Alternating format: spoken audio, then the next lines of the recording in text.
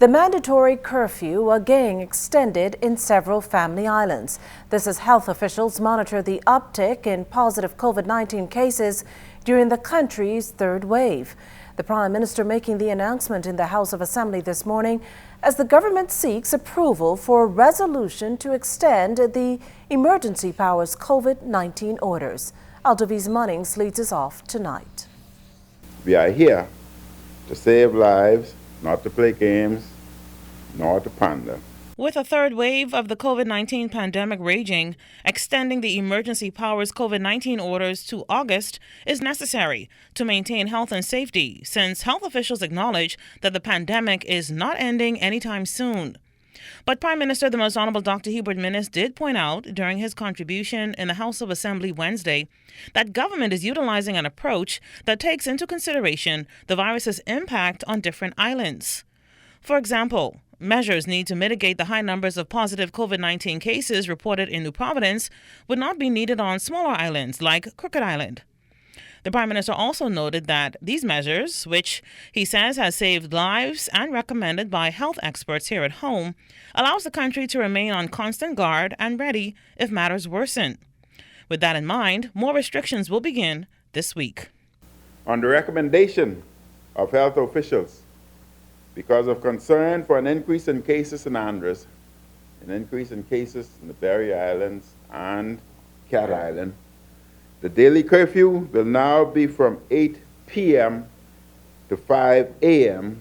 effective Thursday, the 20th of May, 2021.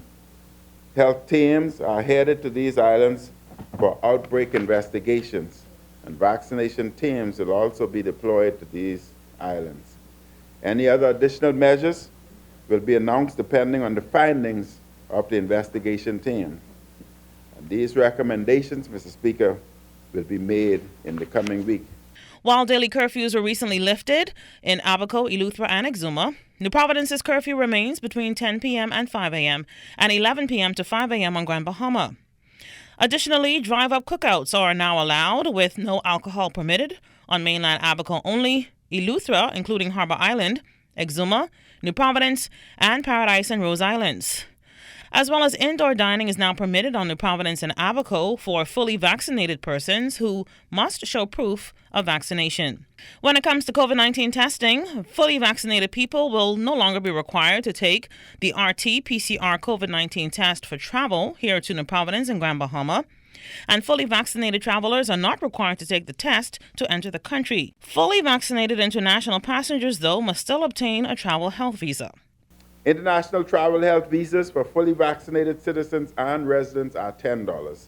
Domestic travel visas for fully vaccinated travelers are free of charge.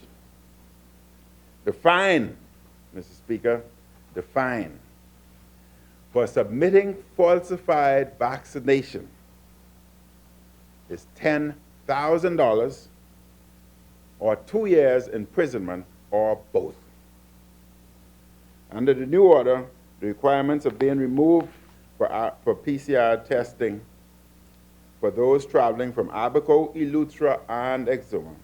And the PCR COVID-19 test requirement remains in place for those traveling from New Providence and Grand Bahama, except in the case of fully vaccinated travelers who are exempt from the test requirement. And the Prime Minister's message remains, vaccination is the key to mitigating the COVID-19 pandemic. May I say to those who are vaccinated, please encourage your family, your friends, and neighbors, colleagues, etc., to do the same if they are not yet vaccinated. Do not harass them, do not condemn them. Instead, share your experience. Let them know about the process.